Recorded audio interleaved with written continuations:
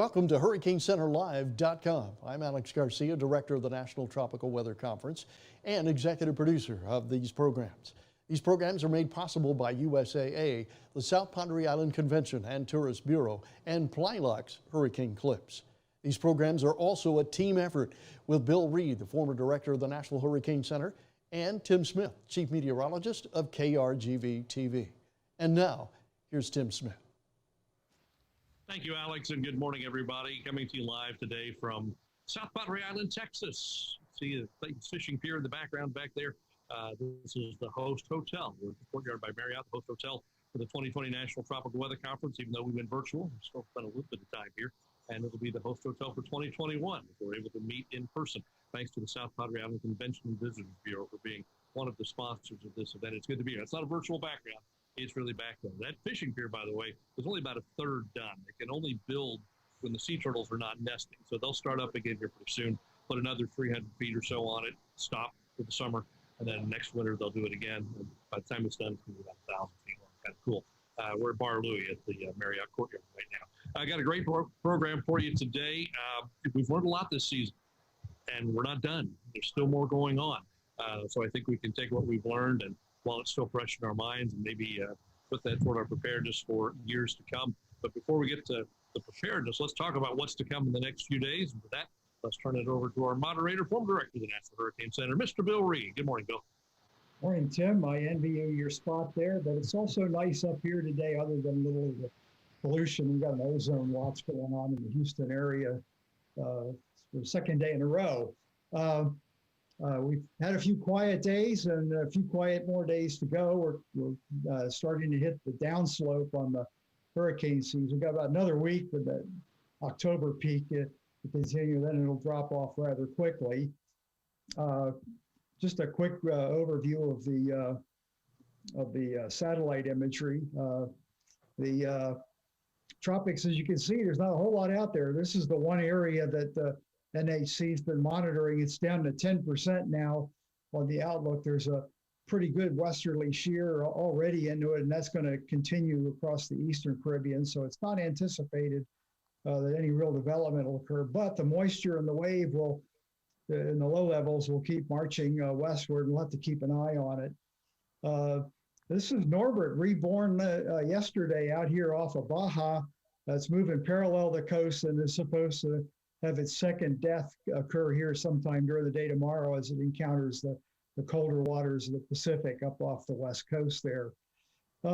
Many of you have noticed, to follow the models, noticed that now in the 7 to 9 day time frame, particularly the GFS model likes to activate a low here in the Western Caribbean and perhaps bring a hurricane northward out of the Caribbean there. Too far out in time to lay a lot of weight on that, but what I was looking at this morning, both the European model and the GFS shows ridge of high pressure anchored in the Bahamas area westward, and almost no wind shear down here over the Western Caribbean, with pressures, ambient pressures in the lower than normal in the area there. Couple that with the warm waters that continue here in the this time of year, this is the prime area to look for. So I wouldn't discount what the model's showing, just the particulars of it, until it gets something down there to hang its hat on. Okay, let's see, what do I want to do next here? I guess I want to introduce a speaker. As Tim pointed out, we're going to talk a little bit about preparedness today. It's normally something we talk about in the spring, but it's probably good to revisit it here at the end of the year, so that before we move on to other issues, that we take care and monitor what's going on in the preparedness world. Maybe learn something new to get ready for next year on. We have a special treat today. We have Randy Herman from our sponsor, Plylocks, give his perspective on how their product works and whatnot. First became familiar with Plylocks during the really busy 2004 and 2005 seasons, where I'd be at hurricane preparedness meetings, and one of the exhibitors would be Rob Fee, the founder, and one or two more of his employees would have a booth there selling and educating people on how to use this product. So Randy, time for you to let us know what you got. Well, I appreciate it. Thank you for the intro. What I have here is what we've been selling. It's been the same clip, pretty much the same design since, like you said, early 2000s. And what it is a H-shaped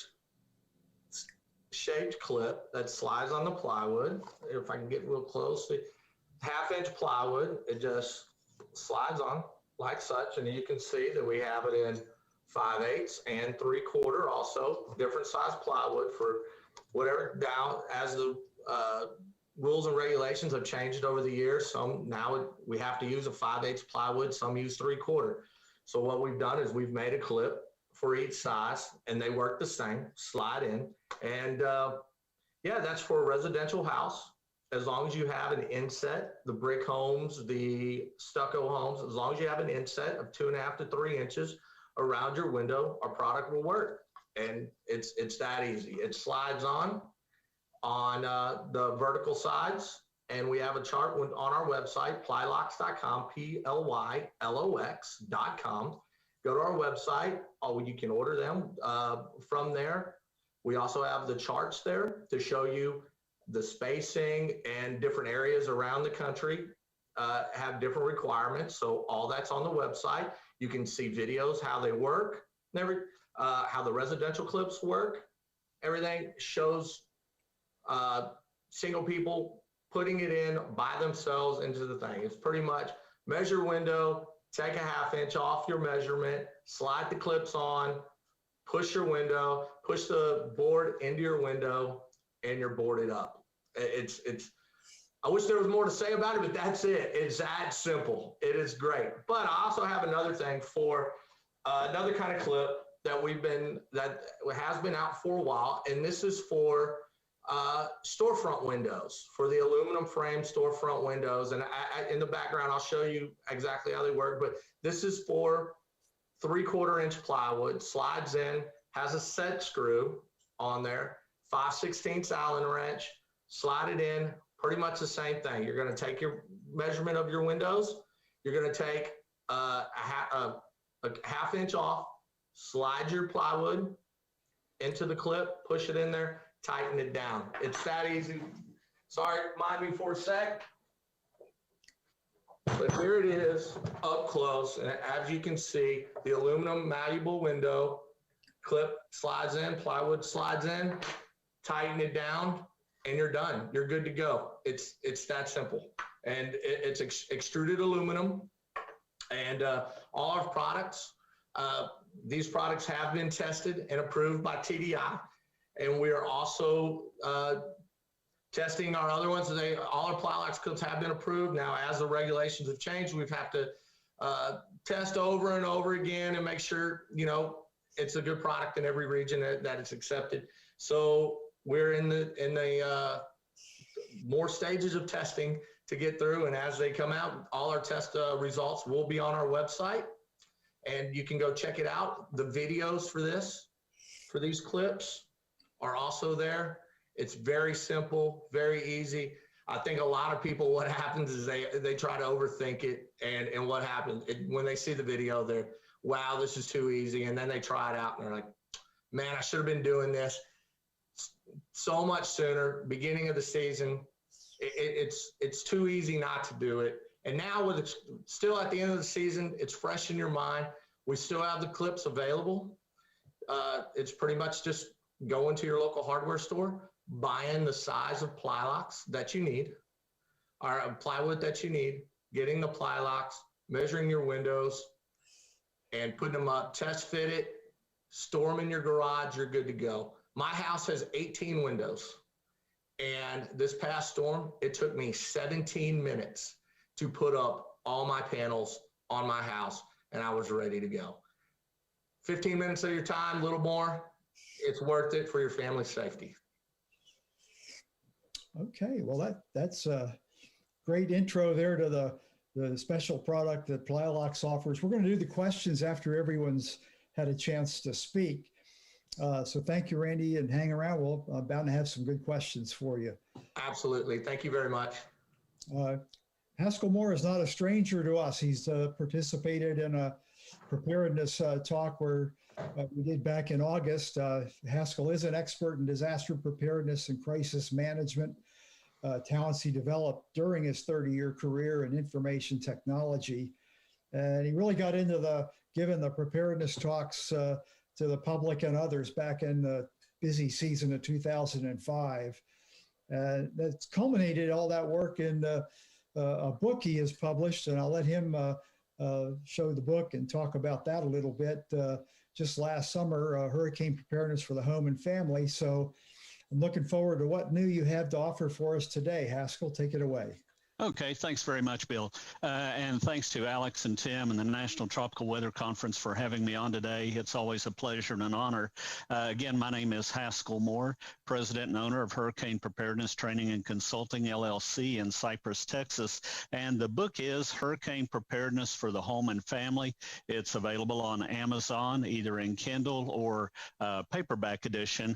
And it was recently I was looking at my notes here. One of the top 35 books. Let's see, here it is. Oh yeah, on Book Authority's 35 best weather books of all time. So I was very honored to receive that. But anyway, if you like the presentation today, you'll love the book. The book is this little segment on steroids. I have a very large segment there on emergency lighting. So in the 20 plus years I've been doing disaster preparedness, the last 15 or so, more around hurricane preparedness. And one of the things I've been keenly interested in is emergency lighting. As a matter of fact, my wife came up and saw these lights I have, and this is just a portion of them. I had them out on the table, and she said, "Honey, I think you have a problem." And I said, "I know I have a problem. I don't have enough storage space." So I've spent a lot of time researching. You're looking at about $2,500 worth of lights here, and I do hope my wife is not watching. But been very interested in emergency lighting for a number of years. Now, I'm not a flashlight geek, and I know that's a hard position to try to defend right now, but actually I'm not. I've always been concentrating on getting lights that are practical solutions for the general public. Most people think of a flashlight as something to help them see in the dark.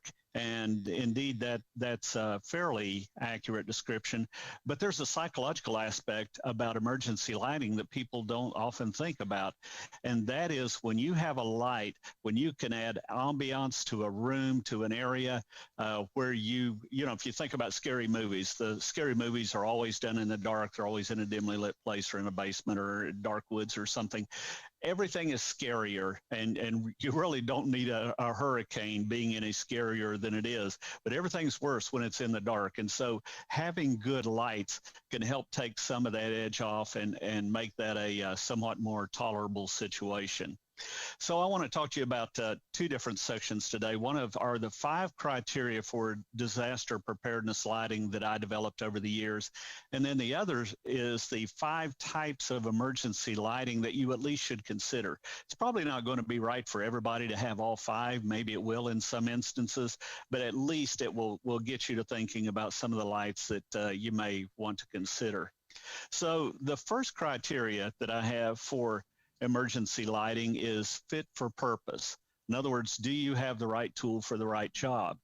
Now, this is a mag light. It is it's called a mag light solitaire. The thing I like about this light, it's always with me. It just fits in your pocket or in a purse, fanny pack, whatever, and it's very light. And they've actually juiced this thing up quite a bit. I was really surprised when I got one of the new lights, and it's I believe 42 lumens and really a bright little light. It's a great light to carry with you. It's a great light if you're in a restaurant, you're trying to see the menu. You know, if you have older eyes like me, if you're trying to sign the check, if you drop your credit card under the table, you know, it goes on your keychain, great for finding a keyhole in the dark, really a great light. However, when it comes to going outside, looking at your house after a hurricane to see if you've got shutters blown off, going up in the attic and looking for that leak to see where the water's coming in, like happened to us after Hurricane Harvey, it's not so great for that. On the other hand, this is the Maglite ML300L 4D long-running flashlight. That's quite a mouthful, but it's quite a light. This light is great for that sort of thing. It features 1,000 lumen, and we'll talk about a little bit more about this light later. But long throw, great light, runs for a really long time. Great for that, but not so much for a pocket light. It won't fit your pocket very well. So the first thing, my first criteria is always choose the right tool for the right job. The second criteria is ruggedness. This light was made, I actually put a label on here as a reminder. It was manufactured in November of 1998. It is the old 3D cell incandescent. Now, I've done a few modifications to this. I put the anti-roll top on it, so if I set it on top of the car, it won't roll out. I put some reflective tape on it, and I put a special end cap on it that has a spike, so I can break a window out in a car in an emergency or at the scene of an accident. This light has rolled around in the back of my truck, in my SUV, and my car. I don't know if you can see it there or not, but there's dings and bangs and so forth on it. And it has just worked like a top all these years. I took the incandescent bulb out and put an LED bulb in it. But I've kept it for 22 years, and it is just a fantastic light. It is has served me very, very well at accident scenes. I've been in the rain with it. Like I said, I've dropped it, kicked it, not on purpose, but it's taken a whole lot of abuse, and it rides in my first responder bag now everywhere I go. The third thing I look for in a light is dependability.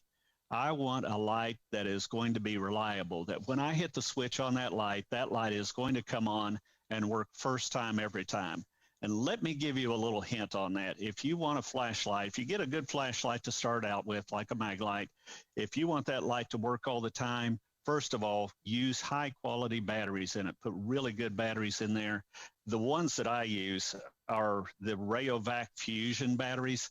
And I've, in addition to testing lights, I also test batteries. I have a computerized battery analyzer, and I've tested these, and these are the longest running of the leading batteries out there I've found under the type of load that I would expect to use in an emergency light. The Rayovac Fusion batteries are the ones that I really like. But change those batteries out at least every year and check your light at least quarterly. Every time I open the trunk on my car or the back of the SUV, I'll check the light. And if you leave the batteries in there for over a year, pop those things out, put a new set of batteries in. If you have a light that you don't use very much and you only need it in the event of a disaster situation, why not take the batteries out, put them in a plastic bag or a container by the light so you know where they are, you can find them quickly, but don't leave them in the light. The one thing that manufacturers will not cover on flashlights is if the batteries leak in the light and ruin the light. And that's probably the #1 cause of failure of most flashlights and emergency lights, is leaving the batteries in them. So be sure to check those often. The fourth thing I look for is readily available, inexpensive batteries. Now, there's a lot of really great lights on the table here today, but most of them, or many of them, use these little CR123 batteries. These batteries have a relatively high energy content for their size, but they're very expensive. These batteries, if you buy them in quantity, will cost you about $2 a pop. These batteries will cost you about $1.66. If you buy these batteries at the store, if you just go in and get a cart of 2, they cost you about $4 each. This battery has about 3.5 times the energy as this battery. And when you take into account the difference in cost of this one at $2 versus $1.66, that makes this battery about 4 times more expensive than a standard D-cell flashlight. And I don't know about you, but I don't have a whole lot of CR123s lying around. I do have a fair number of D-cells around the house, and they're also much more readily available and plentiful. So D-cell batteries, I like a relatively inexpensive battery to use. The other thing that I like on a light is one that is made in the USA with USA technical support. If I have a problem with one of my lights, I want to be able to call. I want to be able to get through to somebody. I want to be able to to get a solution to the problem. And, you know, lights nowadays, if you buy a really nice light, you can spend up to $90 or so. I've spent as much as $200 on some of these lights. So I like being able to get good tech support here in the U.S., be able to make a phone call, get through on the first call, and get the help that I need right away. Now, the 5 types of emergency lighting that I recommend, the first one is a really good main flashlight. This needs to be the biggest investment that you probably make. You want to get this decision right. It is the most important light in your hurricane kit because of its ability to do multiple jobs. This again is the Maglite ML300L 4D LED long-running flashlight. And like I said, I know that's a mouthful. If you want to find it on the Maglite, and by the way, that's Maglite, maglite.com. If you want to find this light, just go enter long-running with a hyphen in between it, long-running flashlight, and it will come up. So this is really the important one to have. This light, I really hadn't been looking at Maglites in recent years. I'd gotten this one, like I said, I bought this one in 98, and I gave away a couple of them in 2005 when I first started teaching my courses, and I actually reached out to one of the people that won one of the lights in 2005. And she said, yep, still running, still got it in the car, still working today. This one, they have really, really upped their game on emergency lighting. This light has 1,000 lumens. It has 65,000 candela, which is the light as measured right out the front of the light. And it has a beam throw of 511 meters. So this light has, it's just really incredible how bright it is. However, it also has 3 power levels, so you can go from high to medium to low. On high, this light lasts 5 hours and 45 minutes. When you kick it to low, it will run 4 days continuously, 4 days nonstop with usable light. And when you put it in the eco mode, it will run for, let's see, what do I have here? 434 hours. That is 18 days of continuous light. Well, if you only run the light 6 hours a day, you can multiply that by 4. So you end up with a light that has usable light out of it for 72 days, which is a great thing in an emergency situation where batteries may be at a premium. So again, the ML 300L 4D LED long-running flashlight from Maglite. Now, the next category of light, oh, there's one other trick I forgot to tell you about on this one. This has different programmable modes. So you can set it up for a tactical mode if you're a police officer, or military mode, and outdoors mode. Lights are not only important to see, but they're also important to be able to be seen. As we found with Hurricane Harvey, where there were people who were stuck on rooftops. Same thing happened with Hurricane Katrina. They were trying to signal helicopters. They were trying to signal boats to come in and do rescues. This light, of course, with 1,000 lumens, that is really, really a strong light. I don't know if you can really get a feel for that, you know, up close like this. But with the programmable mode, one of the modes you can set up is a strobe mode like this. And believe me, that's going to be a real attention getter when you're trying to get help to be rescued. The next type of lights that I like are actually 2 of them, a large area light and a small area light. And I break them down into separate categories because there are different solutions for those. Now, this is important that you go out and when you're shopping for lights that you take the time to become familiar with the specifications on the light and learn a little bit about them. This is the light I used to recommend. It was a Rayovac light. It was a fluorescent light. Really was a very, very good light inside. Still a good light, but it's a generation or so old now. This light puts out 300 lumens, and it runs for 8 hours on high on 8 batteries. Well, with the technology the way it is nowadays, you have the Streamlight. It's called the Siege, S-I-E-G-E, Streamlight the Siege. This is 540 lumens. It uses 3D cells, and will run for 30 hours on those 3D cells. So when you do the math on that, essentially this light is brighter, uses fewer batteries, and is 10 times cheaper to operate than the old fluorescent light. Plus you have to have extra fluorescent bulbs on hand because they actually do eventually go out. These are good lights. There's a 3D cell, or 3D cell and a 3 AA cell battery. This one has 3 light levels on it. It also has a red light that is really, really nice as a night light for in the house or in a children's room, in a wash area, toilet area. And that light will run for 295 hours continuous on one set of batteries. And then it has an emergency mode where you can set it up and it will flash SOS. In addition, you can take the diffuser off, flip it upside down, and hang it by the hook to light up a table area. The good thing about area lights is they mimic the ambiance in your house as just as if you were to have a light on, a lamp on in the house.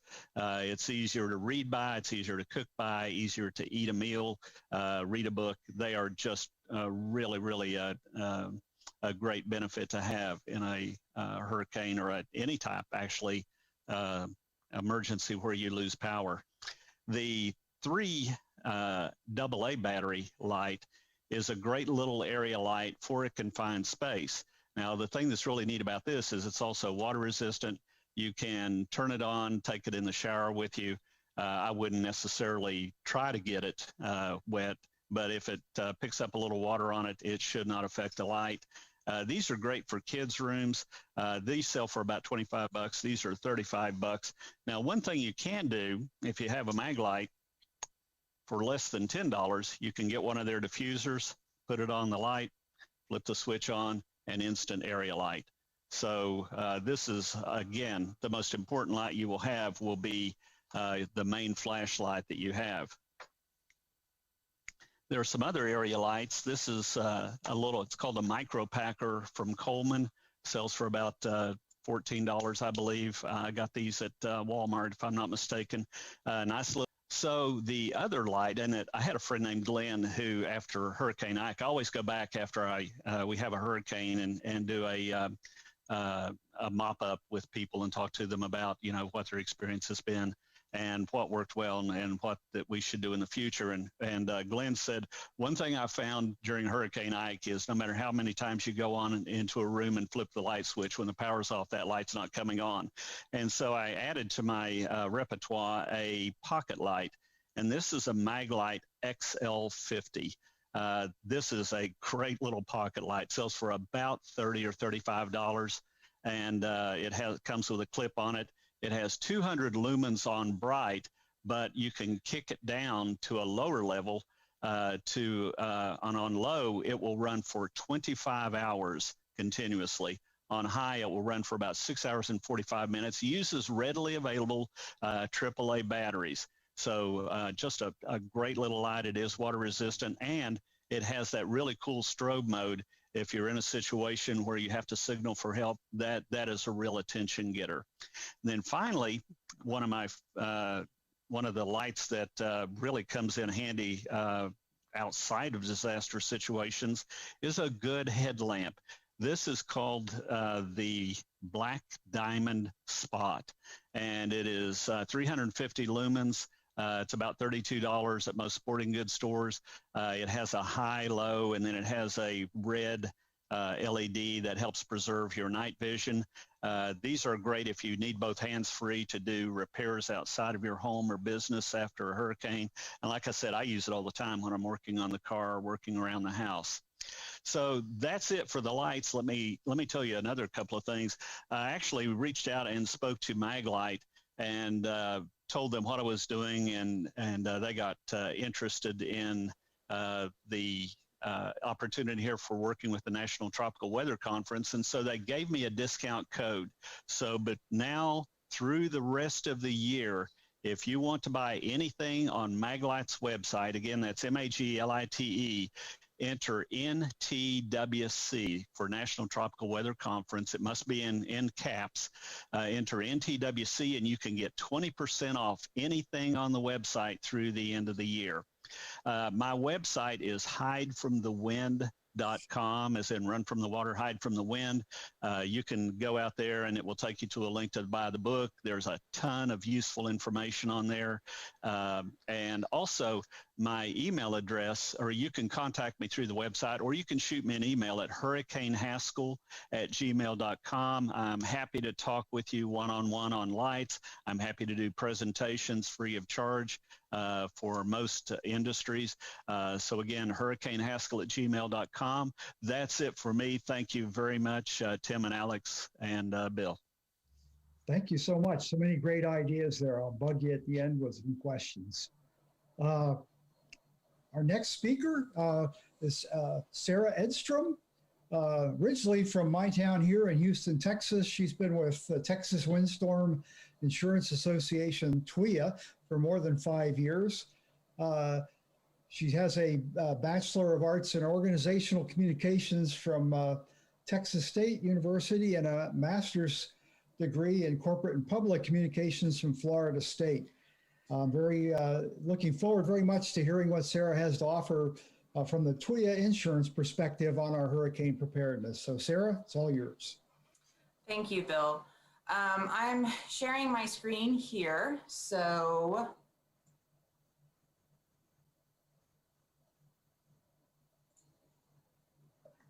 all right, good morning. I was struck by something that Haskell said, that shedding a little light on something makes it less scary. And so I thought before we jumped into anything about our policies or how we responded to some of the storms this season, we'd talk a little bit about who we are, shed a little light on us. So maybe hopefully we're not as scary. We have been around since 1971. The Texas legislature created us, but we are not an agency. We do not receive funds from taxes. We operate like an insurance company, but we are a residual market insurance company. And that means that if you live in the 14 coastal counties, you can get insurance with us if somebody has denied you wind and hail insurance. We are a not-for-profit. We are regulated by the Texas Department of Insurance. And at the moment, in the 14 coastal counties, we have about 191,000 policies. So all along the coast, there are our policy holders. And to be a part of, to have a policy, you should be in those 14 counties, have received a declination from at least one other carrier, have flood insurance in a V flood zone, and you need to obtain a certificate of compliance from TDI, and those are known as WPI8s. They have multiple names. That can also be a little bit of a confusing piece. And obviously your home needs to be, or business needs to be in insurable condition. We provide the policies that are an essential piece of being prepared for a hurricane, because you need a way to have the funds come in to repair your home. And that 9 times out of 10 comes from an insurance policy. Therefore, you're not dependent upon the community service to help rebuild you. So I'm going to hand it over to David Lawson so he can talk about our activity this storm season. Yeah, thank you very much, Sarah. And again, thank you, Alex, Bill, and everybody from the National Weather Service for having us on. Wanted to kind of go over a little bit of the 2020 season, talk about how this has impacted our operations, and then move into a little bit of information to how you as a homeowner, as a policy owner, because this is not just information and best practices for TWIA. A lot of this is just good preparedness overall, whether you live in the Austin area, Dallas, the Panhandle out west, or down on the coast. So for the 2020 storm season, right off the bat, really going back to March, we started thinking about how the environment that we find ourselves in is going to be different, not only for the weather and for the ways in which these storms can impact our policyholders, but really for our operations and how we will adjust to the COVID-19 impacts. Being a claims operation, we have a lot of folks that go out on the ground and are inside of people's homes, going up on top of folks' roofs and interacting with policyholders to really try to explain the process, what they're seeing at the person's property. And so to really account for that, we put in a lot of new procedures, working with our adjusting firms and all of our partners to ensure our policyholders' safety, but to also expand and provide as many options for our policyholders as possible.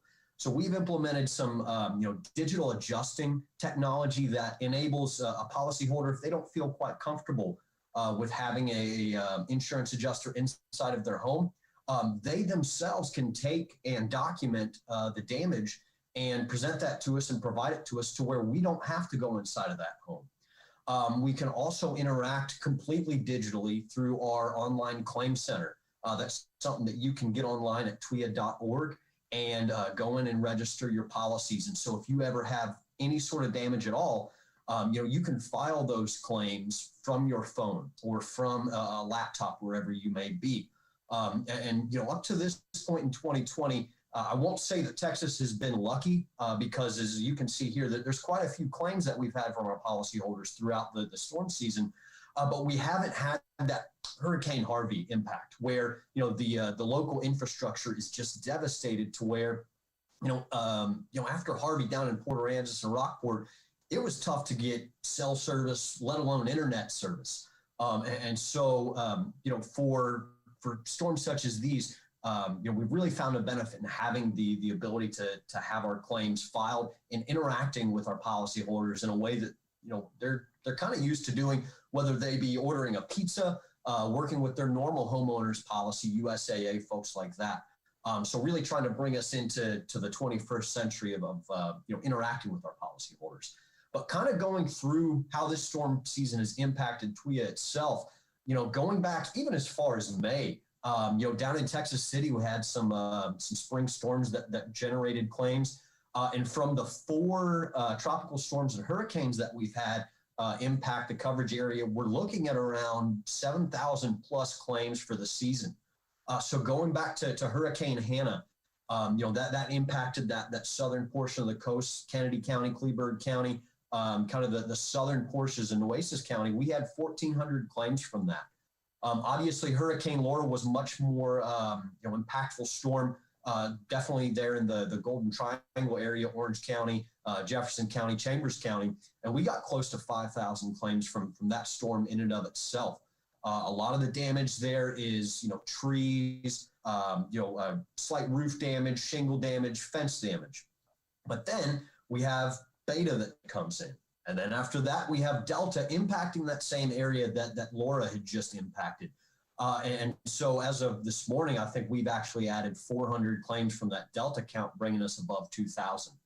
And so, the first thing that I think people should know, and as we think about how our policyholders should prepare for the seasons and prepare for claims, is understanding that unlike a lot of the private insurance market, filing a claim with TWIA is not something that people should be concerned about doing in terms of impacting their policy premiums or any sort of relationship that they have with TWIA. We very much encourage our policyholders that if there is an inkling that there's damage, let us come out and take a look at that.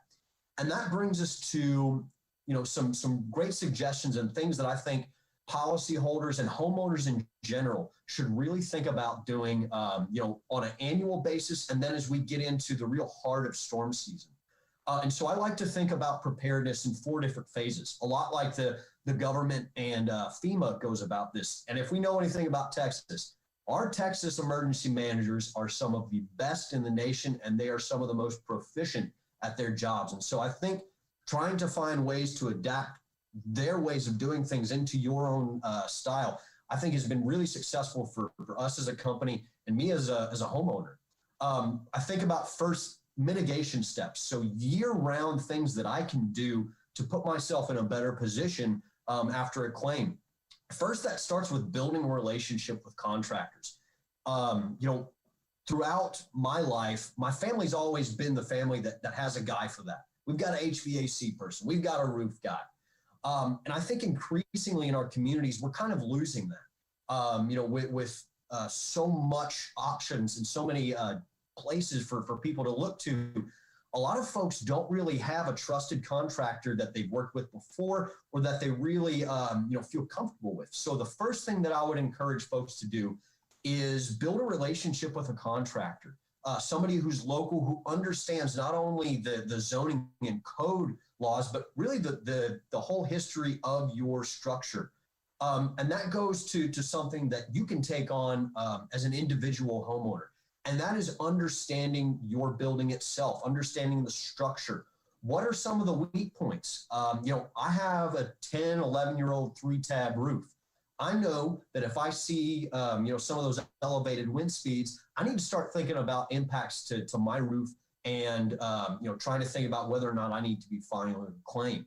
That goes for the inside where there's, if you have an area that leaks a lot. But it also goes to understanding the weather history of where you are and the topography even the homes you have around you. Because even the direction that your home is pointing, the size of the homes around you, the tree cover you have, that is going to impact how these different weather patterns impacts the structure of your home.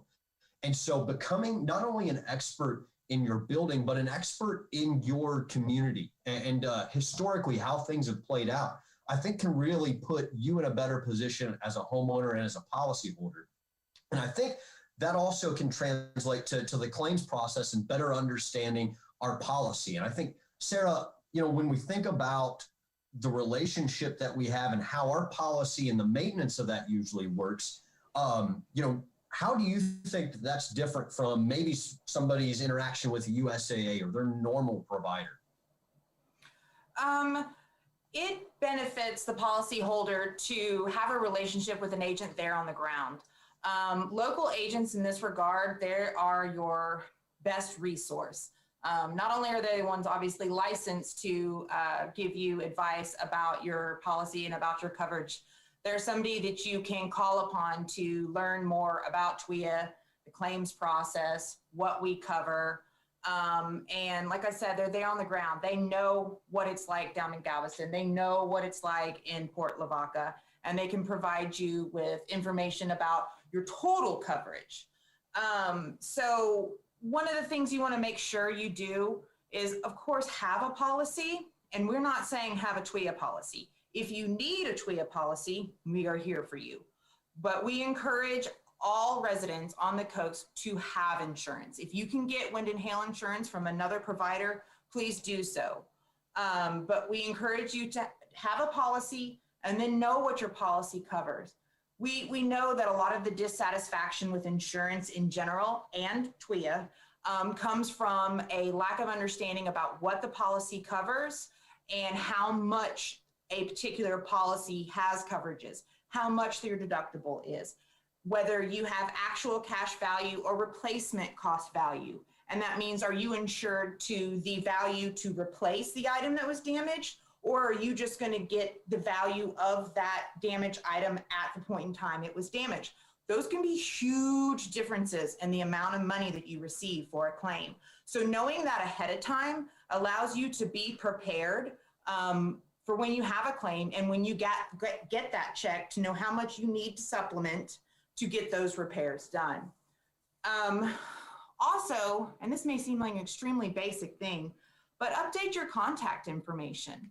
Have a policy, know your coverages, and update your contact information with your agent and with TWIA.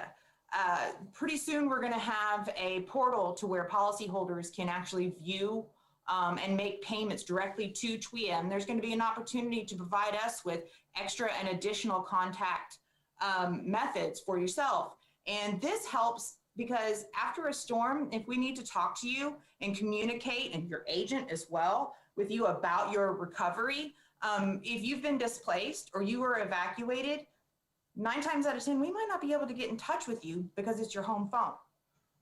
And sometimes cell service might be down. So even having additional family members' contact information on there so we can get in touch with somebody who can get in touch with you might be helpful. All of those things speed up the recovery process and gets money into the policyholders' hands as quickly as possible so that they can begin the recovery process. And I think the last thing that I would add on that, and one thing that I think that, you know, a lot of insurance companies are willing to do, and that I really encourage folks to do, work with us, make us work for you.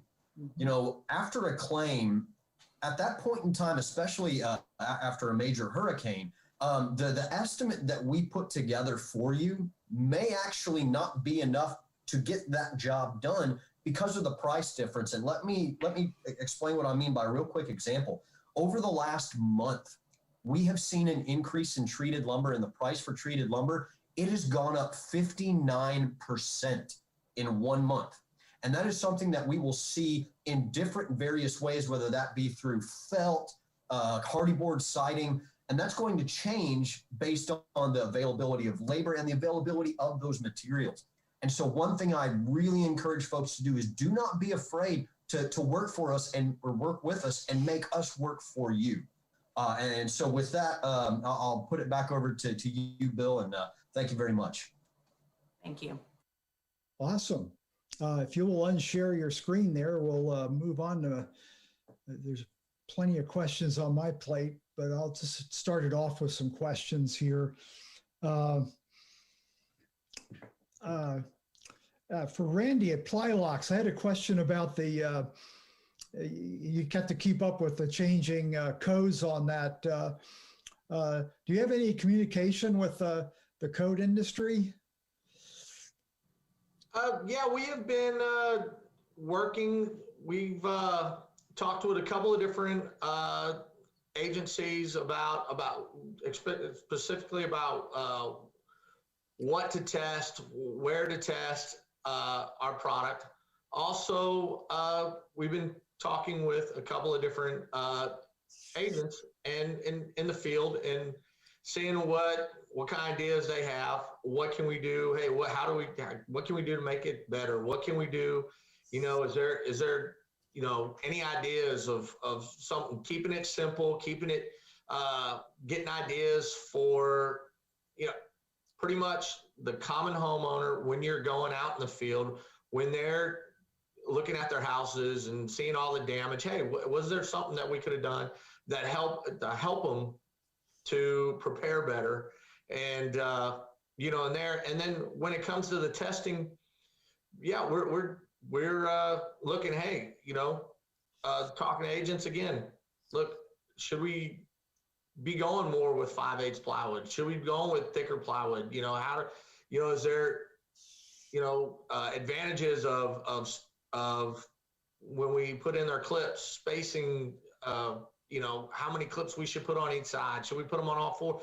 Different ideas. So yeah, we're constantly, we're always trying to improve, coming up with different ideas, coming up with different ways to use the products. You know, and right now with everything going on political, man, we have been getting calls for the commercial clip to board up California. We've got calls from all over California, Portland, Detroit. Hey, can we use these clips for our storm front windows and everything? Sure, why not, man? The whole idea is to keep you know, keep people out, or keep the storm out, keep the weather out. They're throwing rocks. Hey, man, absolutely. Use our product to help you board up. So yeah, we're constantly trying to improve. Cool. I had a question come from a friend about my age who is, and I can sympathize with him. As you get older, hauling the 3/4 inch plywood around gets tough. Are there any lightweight, say, plastic materials that you can substitute now for plywood that use the Plylocks?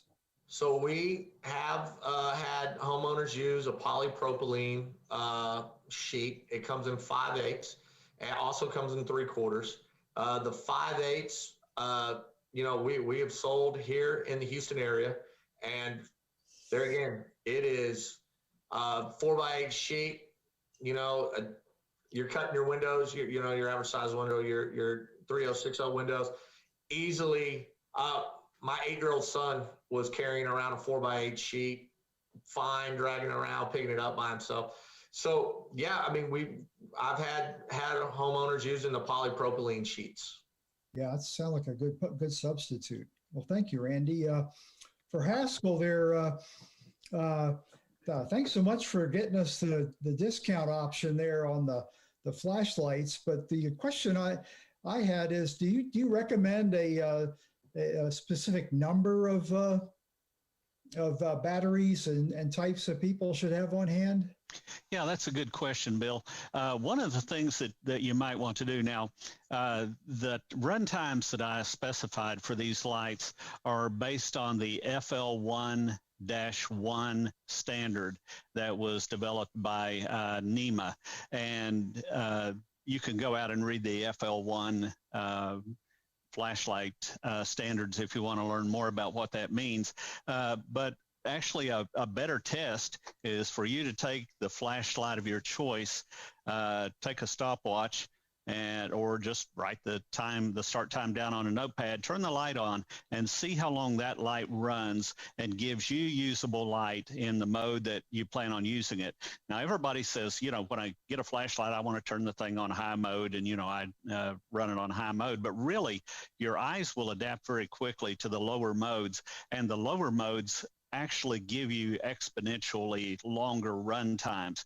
So anyway, do a test, run the light, say it runs for 8 hours on 2 D-cell batteries for your particular purpose, then extrapolate that out to the number of batteries that you think you will need to cover whatever period you're planning for.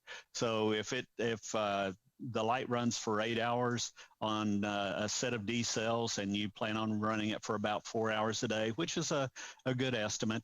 And then you want to have it for, say you're planning on a power outage that goes for 10 to 14 days. Just do the math and then have a few extra batteries on hand. It is possible to get a bad battery nowadays, although it's very, very rare, or you may have miscalculated, or you may end up using the light more than you thought you would.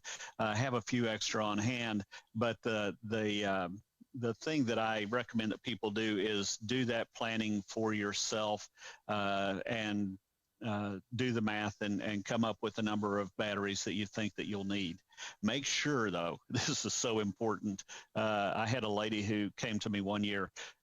She had bought a real nice Maglite flashlight, had it on hand, ready for the emergency. Hurricane Ike came. She had her D-cell flashlight and C-cell batteries, and it did her no good. So she was without light for the duration of that outage. So make sure you get the right batteries for it. Thanks, Haskell. For Sarah or David, back to the issues on building codes. Does TWIA work with the building code people and do advocacy for improved building codes?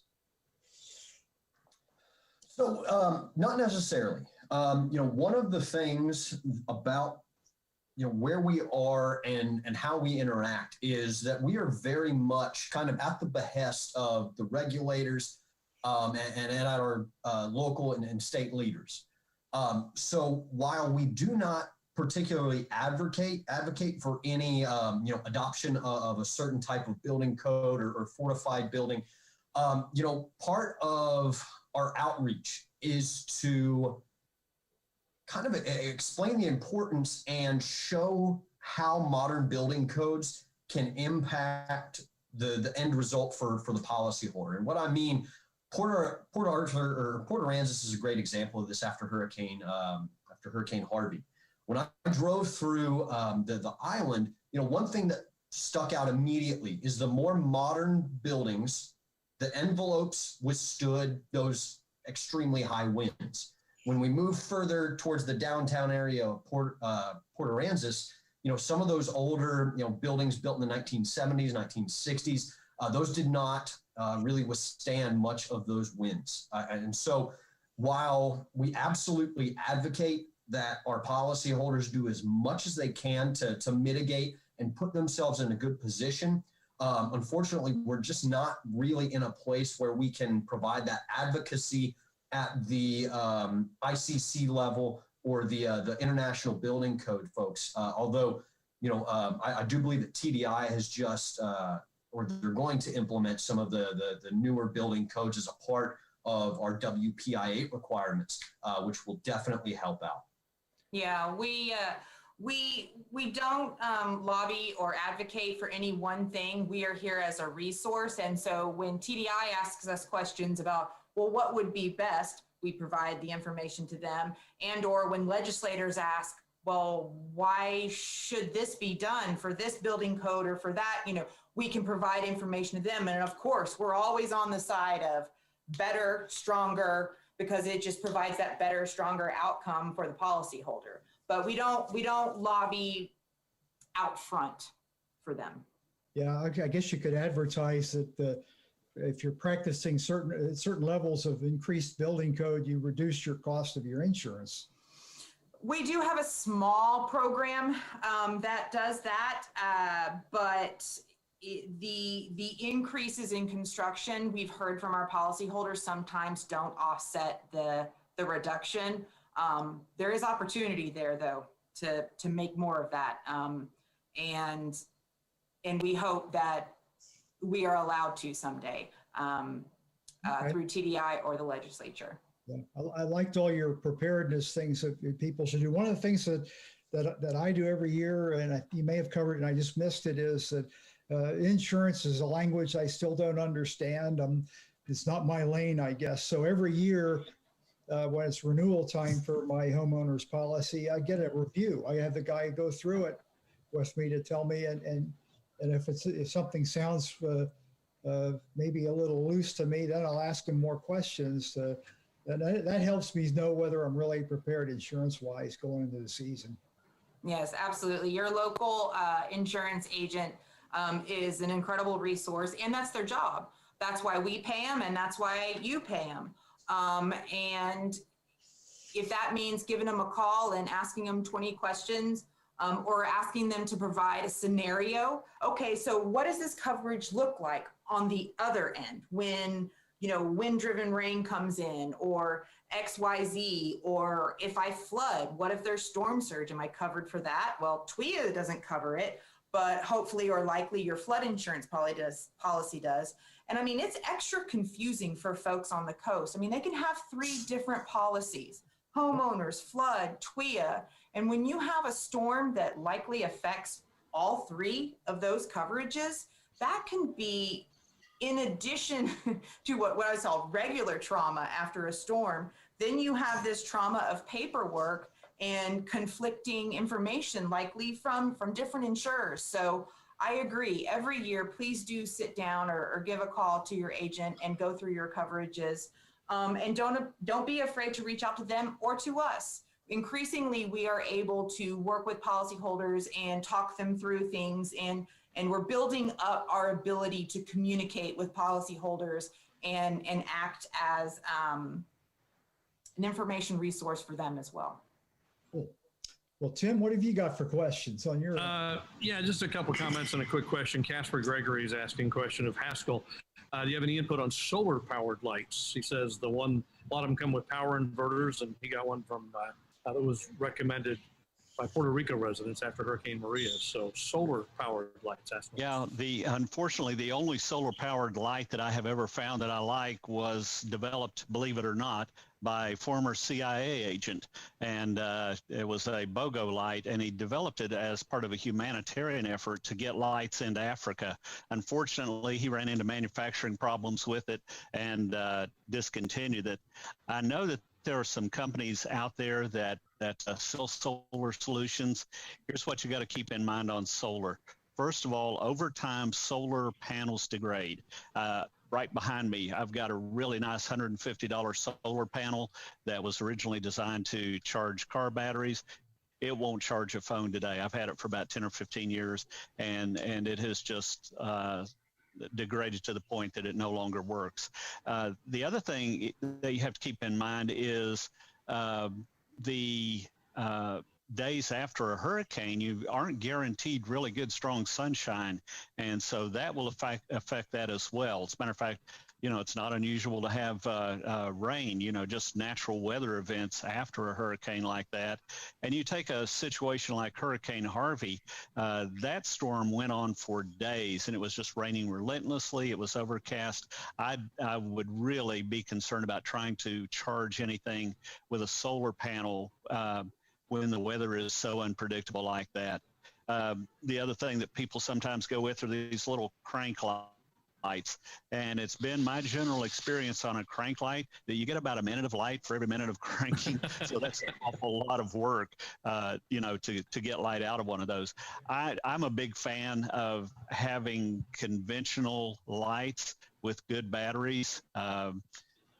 Just stock up on a good supply of lights and batteries. I do know that in different parts of the world that may be a problem, and in that case, you have to go with what works. I don't have any one particular solar light that I've tried that I like, especially because I've had such dismal luck, and I have tried a number of them, believe me.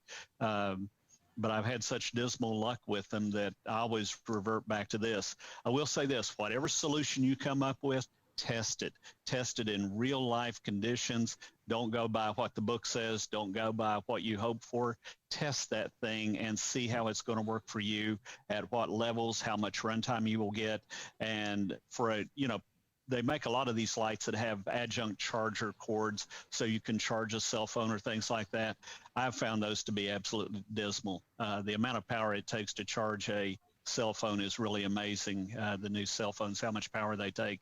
I just go with a good, dependable flashlight and alkaline batteries or lithium batteries for the AA, AAA. Great information. Thanks, Haskell. That's a great answer to that question. Just a couple of comments on the windstorm side of things. I live 70 miles inland, so the second county. I don't live here on the beach yet, eventually. But I had wind damage from Hannah to my roof, and because it was tropical storm related, the deductible's 2% instead of 1%. So the damage was $500 over my deductible. So, $500 check. We'll take that. And Randy, the ply locks. I only got 8 windows I cover at my house, and it takes about 10 minutes to cover them. So I'm a ply locks fan. They work great. And David, you asked for it. There it is. It's a virgin margarita. There's a margarita nonetheless. So, gentlemen, ladies, thank you so much. We appreciate it. Randy from Ply Locks, Haskell Moore, Hurricane Preparedness, Sarah Edstrom, David Lawson from TWIA. We appreciate everything you've done for us today. Bill Reed, as always, thank you for your input and your guidance through this. We appreciate everything you've done and for your discussion on what's still out there as we're still in hurricane season, and somebody's going to need this information in the next couple of weeks, we're afraid of. So thank you for providing this information to the public. We appreciate it. Thanks to our sponsors, Ply Locks, one of our big-time sponsors. We appreciate what you do. USAA, the insurance industry, boy, they do a great job for us. We appreciate that. And finally, the South Padre Island Convention and Visitors Bureau. Doesn't get any better than that. That's real. That's not virtual. So we appreciate that. More programs coming up. Back to you, Alex. All right, Tim. Yes, we do have more programs coming up. And, of course, we've got Hal Needham coming up next week. He'll be talking about Hurricane Laura and Delta. Thanks so much for being here. Join us next week at 10 a.m.